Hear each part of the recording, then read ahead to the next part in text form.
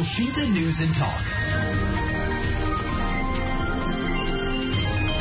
Gubernur Jawa Tengah Ganjar Pranowo menjamin tidak ada kekerasan selama proses pengukuran lahan tambang di Desa Wadas, Purworejo, Jawa Tengah yang dikabarkan sempat diwarnai penangkapan sejumlah warga. Pemprov Jawa Tengah juga melibatkan Komnas HAM dan unsur terkait pada proses ini. Bagaimana kondisi sebenarnya yang terjadi di lapangan? Kami sudah bersama dengan Gubernur Jawa Tengah Ganjar Pranowo. Elshinta News and Talk. Pak Ganjar, ini ramai sekali Pak. Sebenarnya apa yang terjadi Pak ketika di lapangan itu Pak? Iya, pasti ada yang setuju, ada yang tidak setuju. Yang jelas mereka dari BPN kemarin melakukan pengukuran terhadap mereka yang sudah setuju dan minta diukur. Namun demikian kami paham karena ada warga yang memang belum setuju untuk dilakukan pengukuran, bahkan tidak setuju tanahnya nanti atau areanya nanti dipakai untuk penambangan batu andesit. Sebenarnya itu saja. Maka pada saat terjadi pengamanan mungkin terjadi friksi-friksi itu. Ya tentu saya bertanggung jawab dan saya minta maaf atas terjadinya friksi itu. Gitu. Yang diamankan itu adalah warga yang nggak setuju berarti? Saya tidak tahu satu persatu. Yang jelas ketika pengukuran dilakukan, sebenarnya kita ingin atau berharap agar pengukurannya bisa berjalan lancar. Dan saya sudah sampaikan, kalau mau diukur, yang diukur yang sudah setuju saja. Yang tidak setuju nggak apa-apa. Maka di antara yang pro dan kontra, masing-masing saling menghormati. Kalau itu dilakukan, maka sebenarnya tidak perlu terjadi kejadian seperti itu gitu. Berarti sampai sekarang belum ada info nih Pak, yang diamankan itu warga yang nggak setuju atau bukan?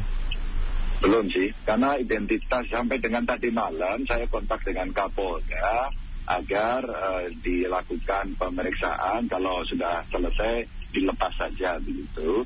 Dan ternyata ada informasi mereka tidak punya identitas. Oh, tadi ada laporan juga dari rekan kami yang di Purworejo Pak. Kebetulan sempat mewawancarai warga setempat. Kalau keterangan warga setempat itu sebetulnya bukan warga sekitar Pak, dan tidak ada hubungannya sama sekali Pak dengan pengukuran tanah atau tambang yang dilakukan oleh BPN Pak Ganjar. Halo Pak Gub? Pak Gubernur? Halo Pak? Baik, terputus nampaknya sambungan telepon kami. Agak mengalami gangguan sinyal sepertinya. Nampaknya Pak Gubernur, Pak Ganjar Pranowo juga sedang dalam perjalanan, tapi kami coba kontak lagi supaya kami juga bisa mendapatkan informasi. Dan kabarnya juga hari ini akan ada keterangan pers yang disampaikan oleh Gubernur Jawa Tengah Pak Ganjar Pranowo dan juga Kapolda, bahkan juga Pangdam 4 di Ponorogo. Rencananya pada pukul 8, namun sekarang sudah pukul 8.24. Nanti kami coba gali lagi informasi yang diperoleh oleh Gubernur Jawa Tengah Ganjar Pranowo. Kami juga berencana untuk menemui atau berbincang nanti dengan anggota tim kuasa hukum LBH Yogyakarta, Julian, yang juga mendampingi warga kabarnya ya. Kami sudah tersambung kembali dengan Pak Ganjar Pranowo. Halo Pak Ganjar, Pak Gub. Iya. Pak Gubernur. Iya Pak, kami mendapatkan informasi kalau tadi Pak Ganjar mengatakan ada informasi yang diperoleh oleh Pak Ganjar bahwa yang dimintai keterangan ini bahkan tidak memiliki KTP sama sekali. Kami juga ada informasi Pak bahwa kabarnya yang diamankan ini bukan warga setempat. Ini hasil dari wawancara rekan kami, reporter yang ada di lapangan ketika menjumpai warga di sana. Salah seorang ibu yang mengatakan dia adalah warga yang setuju. Dan katanya yang diamankan adalah bukan warga setempat yang nggak ada hubungannya sama sekali dengan pengukuran lahan tambang ini, Pak. Sangat mungkin karena sejak kejadian ini muncul, banyak orang warga dari luar masuk ke sana. Banyak sekali kok aktivis yang masuk ke sana. Sehingga kalau mungkin ada teman-teman aktivis yang membantu masyarakat, mengadvokasi, dan kemudian dilakukan pengamanan, sangat mungkin itu bisa terjadi. Termasuk ada kemungkinan misalnya coba provokasi gitu ya Pak? Sangat mungkin, tapi saya tidak mau masuk ke sana nanti seolah-olah nanti kita akan menyalahkan, itu tidak. Jadi maksud saya bisa kok sebenarnya kita komunikasikan, kita dialogkan gitu. Karena proses ini sebelumnya sudah kami lalui, bahkan terakhir sebelum adanya pengukuran ini saya minta tolong Komnas HAM untuk menjadi hostnya, mengundang mereka, dan waktu itu sudah pernah diundang dan memang yang kontra tidak berkenan hadir, maka Komnas HAM terus kemudian datang ke lokasi. Sebenarnya kalau kita membuka ruang dialog lebih banyak lagi, barangkali bisa dicapai titik temu begitu. Sampai sekarang juga belum ada informasi kenapa atau alasan apa yang membuat warga ada yang menolak, Pak?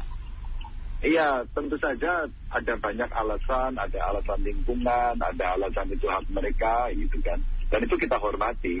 Negosiasinya kita sampaikan dan kemudian ya kita berikanlah sesuatu yang membuat mereka akan bisa menyetujui. Umpama, maka kemudian mereka bisa mengakses ada pekerjaan yang ada ini, ya.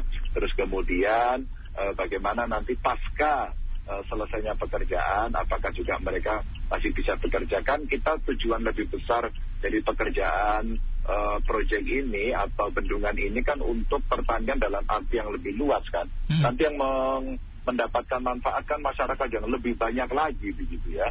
Dan ini sudah menjadi mimpi bayangin sejak 2013 dan saat itu kami mencoba bersaing dengan provinsi lain untuk bisa mendapatkan pekerjaan ini atau proyek ini sehingga Purworejo bisa mendapatkan bendungan ini, termasuk nanti tidak hanya mengairi Purworejo loh itu sampai ke Wonosobo begitu. Sehingga sebenarnya ini sangat ditunggu sekali ya, bahwa ada masyarakat tidak setuju seperti itu. Saya kira wajar, selalu terjadi. Dan kalau saya boleh compare ya Mas ya, di Wonogiri bisa selesai, di Karanganyar malah 2, kemarin Pak Presiden juga ke mana, Blora juga selesai gitu ya, Kudus juga selesai begitu. Jadi banyak kabupaten yang sudah selesai ini malahan, dan masyarakat mulai menyiapkan diri untuk memanfaatkan ini begitu.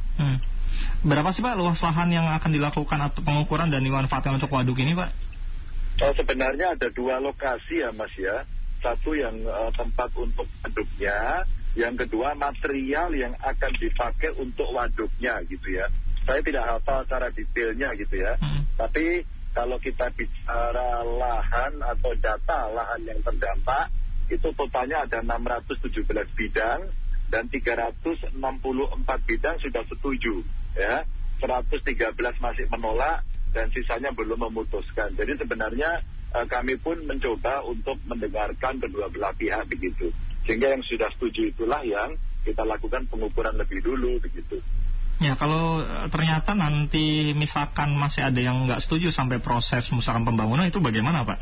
Apakah akan mempengaruhi proses pembangunan waduk nantinya? Ya, dari sisi waktu pasti ya. Terus kemudian ya, tapi sebaiknya kita membuka ruang dialog lagi karena banyak kawan-kawan yang membantu untuk bisa mengkomunikasikan sehingga kepentingan bersamanya bisa lebih didapatkan. Dan tentu saja pemerintah tidak boleh abaikan. Umpama masyarakat sudah mengikhlaskan tanahnya dipakai, diambil batunya untuk membangun, ya setidaknya setelah nanti batunya diambil, areanya tetap bisa dimanfaatkan, mereka bisa mengakses air ini dengan baik, atau mungkin yang rencana dibuat untuk pariwisata bisa dimanfaatkan, atau barangkali mereka sekarang bisa bekerja di proyek ini sehingga kan masyarakat mendapatkan untung yang lebih banyak begitu. Nah, untuk lahan yang diukur ini sebetulnya lahan apa sih Pak? Apakah alas gitu ya? Seperti di pedesaan kan ada tuh masyarakat yang memang punya alas berapa hektar atau berapa ratus meter gitu lahannya yang tidak dimanfaatkan sama sekali gitu. Atau seperti apa Pak? Ya, yang ya seperti itu. Jadi ada kebun ya, ada pekarangan punya mereka kan nanti itu tidak dianjurin begitu. Ada yang dipakai untuk jalan. Karena yang mau diambil itu kan sebenarnya satu area yang ada batu andesitnya. Dan batu inilah yang akan dipakai untuk membangun. Dari sisi jarak itu paling dekat, dari sisi deposit itu cukup begitu. Nah, karena nanti harus ada manuver untuk mengangkut dan sebagainya, akan diperlukan lahan yang lain. Itulah yang kemudian proses pembebasan dari Balai Besar Wilayah Sungai termasuk pengukuran dari BPN dilakukan begitu.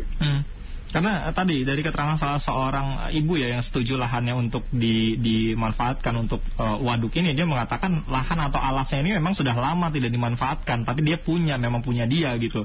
Sehingga kalau memang dibeli atau diganti untung oleh pemerintah merasa terbantu juga ya daripada nggak terpakai gitu misalnya Pak Ganjar.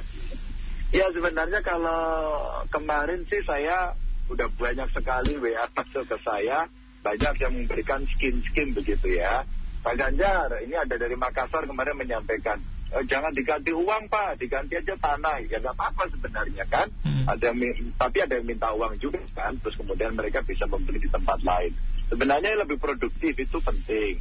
Maka ketika Pak Jokowi dulu menyampaikan ganti untung itu, menurut saya ini cara yang bisa dipakai untuk membantu.